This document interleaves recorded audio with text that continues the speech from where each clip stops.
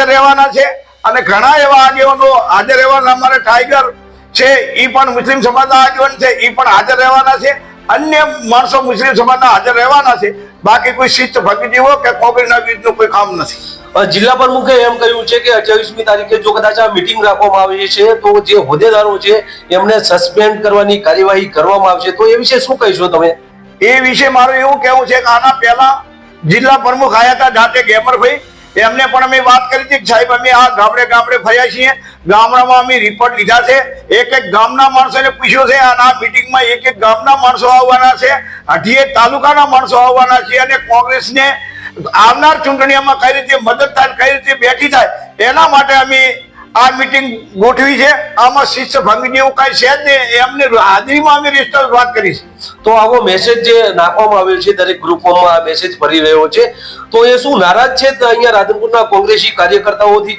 ના કોંગ્રેસના કાર્યકર્તા કોઈ નારાજ જ નથી અમે નારાજ એટલા માટે થોડા ઘણા છીએ કે જે તાજેતરમાં નગરપાલિકાની ચૂંટણી ગઈ તેમાં અમારે 28 નગરપાલિકાની પૂરી હતી ટિકિટો આપેલી એમાં અમારા કોંગ્રેસના પ્રમુખ કરશનજી વાહાજીજી ભાજપ સાથે મળી અને અમને આખા તાલુકામાં આખા નગરપાલિકામાં અમને નુકસાન કર્યું છે એમનો ભાઈ એક છે ઇટીવીટીમાં ભાજપમાં પોતે છે કોંગ્રેસમાં હળી મળી અને અમને મોટું નુકસાન કર્યું છે અને સંગઠન જેવું કઈ નામ નથી રાખ્યું એટલે અમે સંગઠનને વિનંતી કરીએ છીએ કે ફરીને સંગઠન બનાવો અને કોંગ્રેસને મજબૂત કરાવો એટલા માટે અમે એ વાત કરીએ છીએ ગુજરાત રાજ્યમાં કોંગ્રેસની કથળતી જે પરિસ્થિતિ છે જેને લઈને સંગઠનો દરેક જગ્યાએ થઈ રહ્યા છે ત્યારે રાધનપુરના પીપળી ગામે પણ એક સંગઠન થવાનું છે જિલ્લા પ્રમુખે જે સ્થાનિક કોંગ્રેસના નેતાઓ છે તેમને ના પાડી છે છતાં પણ એ બધા કરવાના છે કોંગ્રેસના નેતાઓ નમસ્કાર હું છું નાનજીભાઈ ઠાકોર આપ જોઈ રહ્યા છો ક્રાઇમ આવાજ ન્યૂઝ આજે આપની સાથે છે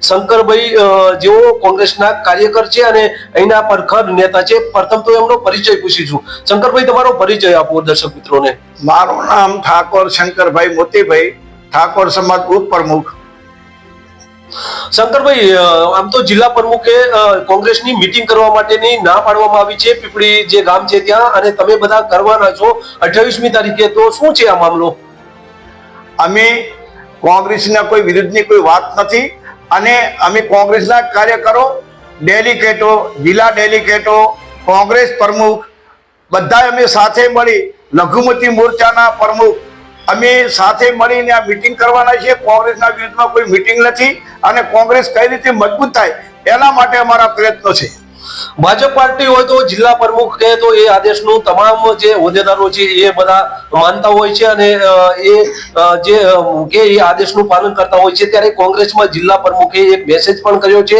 28મી તારીખે અહીંયા મીટિંગ ન રાખવી છતાં પણ આ મીટિંગ કરવામાં આવી રહી છે તો આ મીટિંગનો તમારો ઉદ્દેશ શું છે આ મીટિંગ અમે એટલા માટે બોલાય છે 2 દિવસ પહેલા અમે ગામડે ગામડે ગાડીઓ લઈને ફર્યા હતા તાલુકા પંચાયત જિલ્લા પંચાયતની ચૂંટણી આવે છે અને તાલુકા અને જિલ્લા પંચાયતમાં કઈ રીતે કોંગ્રેસને બહુમતી મળે કેટલા સભ્યો વધારે ચૂંટાય એના માટે અમે પ્રયત્નો કર્યા છીએ કોંગ્રેસના વિરુદ્ધમાં કોઈ કામ નથી એના અનુસંધાને 28 તારીખે અમે મીટિંગ રાખેલ છે મીટિંગની અંદર હરેક માણસો આવવાના છે જે મીટિંગ રાખવાની છે એમાં જે આગેવાનો છે એ કોણ કોણ આવવાના છે આગેવાનોમાં અમારે મહિલા પ્રમુખ પાટણ જિલ્લા જયાબેન ઠાકોર અમારા અકરમ ખાન પઠાણ ઉસ્માનભાઈ તથા અમારા મેજોરિટી સમાજના પ્રમુખ શેરખાન આવવાના છે હું જાતે ઠાકોર સમાજ પ્રમુખ આવવાનો છું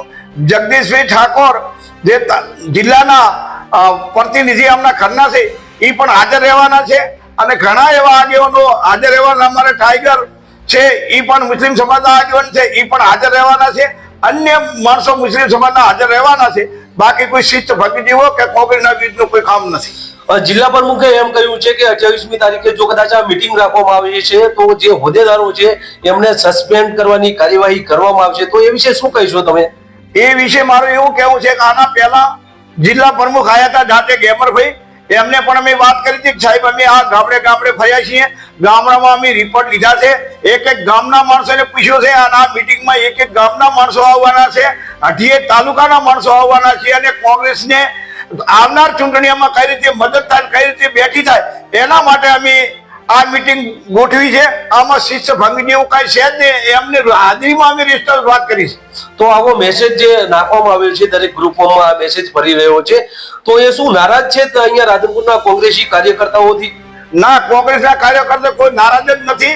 અમે નારાજ એટલા માટે થોડા ઘણા છીએ કે જે તાજેતરમાં નગરપાલિકાની ચૂંટણી ગઈ તેમાં અમારે 28 નગરપાલિકાની પૂરી હતી ટિકિટો આપેલી. એમાં અમારા કોંગ્રેસના પ્રમુખ કરશનજી વાહાજીજી ભાજપ સાથે મળી અને અમને આખા તાલુકામાં આખા નગરપાલિકામાં અમને નુકસાન કર્યું છે. એમનો ભાઈ એક છે ઈટીવીટીમાં ભાજપમાં, પોતે છે કોંગ્રેસમાં, હળી મળી અને અમને મોટું નુકસાન કર્યું છે. અને સંગઠન જેવું કાંઈ નામ નથી રાખ્યું. એટલે અમે સંગઠનને વિનંતી કરીએ છીએ કે ફરીને સંગઠન બનાવો અને કોંગ્રેસને મજબૂત કરાવો. એટલા માટે અમે એ વાત કરીએ છીએ. રાધનપુર નગરપાલિકાની ચૂંટણી તાજેતરમાં યોજાઈ હતી, જેમાં નુકસાન આવ્યું છે. એ નુકસાન આવ્યું એમાં એક ભાઈ ભાજપમાં હતા અને કોંગ્રેસમાં હતા, જેને લઈને ભાજપની જે નગરપાલિકાની બોડી છે એ હારી છે એવું કહેવું છે શંકરભાઈનું. શંકરભાઈ, રાધનપુર વિધાનસભાની જે ચૂંટણી આવવાની છે જેમાં સ્થાનિક ઉમેદવારની માંગ છે કે પછી કોઈ બહારનો આવે તો ચાલશે? અહીંયા અમારે કોંગ્રેસ કોઈને પણ મૂકે, અમારે કોઈનો વિરોધ નથી. કોંગ્રેસ જેને આ ટિકિટ આપશે એને અમે જીતાડીને મૂકશું. કોઈ ઘણા એવા પણ માણસો કહેવા વાળા છે કે રઘુભાઈનો વિરોધ, કે રઘુભાઈનો વિરુદ્ધનો કોઈ પ્રશ્ન જ નથી. અમે પાર્ટીને વરાયેલા માણસો છીએ. કોંગ્રેસને કઈ રીતે બેઠી થાય એવા અમારે પ્રયત્નો કરવાના છે. કોઈના વિરુદ્ધમાં અમે આ મીટિંગ બોલાવતા નથી. ગઈ વિધાનસભામાં એક બાજુ લવિંગજી ઠાકોર હતા ભાજપમાંથી અને બીજી તરફ કોંગ્રેસમાંથી રઘુભાઈ દેસાઈ હતા. કોંગ્રેસના કેટલાક આગેવાનો છે એ આગેવાનો જે નિષ્ક્રિય રહ્યા હતા અને એને લઈને જે રઘુભાઈ છે એ હાર્યા હતા. તો એ વિશે શું કહીશું તમે? એ વિશે મારું ઠાકોર સમાજના પ્રમુખ તરીકે નિવેદન એવું છે કે પોતે જે સોરાડમાં જઈ અને ઠાકોર સમાજના વિરુદ્ધમાં જે ભાષણ કર્યું, આ ગરીબ માણસ છે, મને ના જીતાડી શકે, આના સામે હું લડતો ના હારો લાગું, એટલા માટે વસ્તીએ પકડી લીધો છે અને એના કારણે નુકસાન ગયું હોય તો એમાં અમે કઈ જાણતા નથી. તો કેટલાક આગેવાનો એ ટાઈમે રઘુભાઈ દેસાઈ સાથે ન હતા, તો એ કોણ ન હતા? અમે જાતે રઘુભાઈની સાથે હતા. અમે મહેનત બહુ કરાવી હતી, પણ કઈક પોતાના ભાષણ આડાળો કરવાના કારણે કદાચ વસ્તીએ પકડ્યું હોય તો અમે કઈ જાણતા નથી. અમે તો વફાદાર રીતે કોંગ્રેસે મહેનત કરી છે અને જીતાડવા માટે. તાજેતરમાં જે રાધનપુર તાલુકાના એક પ્રમુખ છે અણધુભાઈ, એમનું કહ્યું હતું કે રઘુભાઈ દેસાઈ આવે તો આ ટિકિટમાં હારશે. તો એ વિશે તમે શું કહીશું? એ વિષય અણધુભાઈનો પોતાનો વ્યક્તિગત છે. અમારે આ વિષયને કઈ લેવા દેવા નથી. અમે તો કોંગ્રેસમાં વરાયેલા માણસો છીએ. કોંગ્રેસ જેને ટિકિટ આપશે જે તે ટાઈમે અમે એમની સાથે રહેશું અને આજે પણ એમની સાથે જે ટિકિટ લઈને આવે એમની સાથે છીએ. હવે 28મી તારીખે આજે તમે મીટિંગ કરવાના છો, એ મીટિંગ શેના માટે છે? સંગઠન નો મુખ્ય મુદ્દો શું છે તમારો? અમારો સંગઠનનો મુખ્ય મુદ્દો એ છે કે તાલુકા પંચાયત, જિલ્લા પંચાયતની ચૂંટણી આવે છે અને કઈ રીતે આપણે જીતીએ. ગામડે ગામડે અમે અભિપ્રાય લેવાના છે, તેમના વિશ્વાસમાં લેવાના છે. કઈ સીટમાં કોણ ચાલે, કોણ જિલ્લામાં ચાલે, અને જે ગામડાના માણસો અમને અભિપ્રાય આપશે એ અભિપ્રાય લઈ અને અમે કોંગ્રેસ પાર્ટીને અમે આપવાના છીએ. અને ટૂંક સમયની અંદર અમે ભાઈ અમારા પ્રમુખશ્રીને મળવા જવાના છીએ. જિલ્લા પ્રમુખ શિસ્ત ભંગના જો કાયદાકીય પગલા ભરશે તો તમારો શું હશે હેતુ? અમારો હેતુ ઈ છે કે અમે કોંગ્રેસમાં જ છીએ અને પ્રશ્ન જ નથી આવતો કોઈ પગલા ભરવાનો. અમે અમિત ચાવડા સાહેબને પણ મળવાના છીએ, પાર્ટીને બેઠી કરવાના છીએ.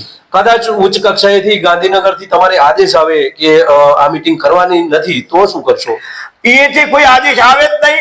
કારણ કે અમે એવી વાત જ એવી કરી છે કે અમારે કોંગ્રેસ સિવાય બીજી કોઈ વાત નથી. ઈ ભલે ગમે તે માનતા, ઈ ભલે અમને ખાલી અળગા કરવા માંગતા હોય, પણ અમે તો કોંગ્રેસના વફાદાર છીએ, સ્થાનિક છીએ, કોંગ્રેસની સાથે રહેવાના છીએ. તો જિલ્લા પ્રમુખ છે એ કેમ તમારો વિરોધ કરી રહ્યા છે એ ખબર નથી પડતી? એ અમને કઈ ખબર પડતી નથી કે કેમ આવું નિવેદન આપ્યું. પાર્ટીના વિરુદ્ધમાં ખોટો સંછેડાય નહીં. અમે પાર્ટીનું જ કામ કરી રહ્યા છીએ. અમે કોંગ્રેસના વિરુદ્ધમાં કોઈ કામ કરીએ તો અમને નોટિસ આપે એ બરાબર છે, પણ અમે કોંગ્રેસના વિરુદ્ધ કોઈ વાત જ નથી કરવાના. તો 28મી તારીખે કોંગ્રેસનું પીપળી ખાતે જે સંમેલન છે એમાં મોટી સંખ્યામાં કોંગ્રેસના કાર્યકર્તાઓ આવવાના છે, સંગઠનની વાતો કરવાની છે. એક તરફ જિલ્લા પ્રમુખે શિસ્ત ભંગના પગલા ભરવાની વાત કરી છે, ત્યારે આવનાર સમયમાં ખબર પડશે કે કેવા પ્રકારની અહીંયા મીટિંગ થાય છે કે પછી જિલ્લા પ્રમુખે જે નિવેદન આપ્યું છે એ ખોટું પડે છે. ફરી મળીશું નવા અપડેટ સાથે. ત્યાં સુધી રજા આપશો. નમસ્કાર.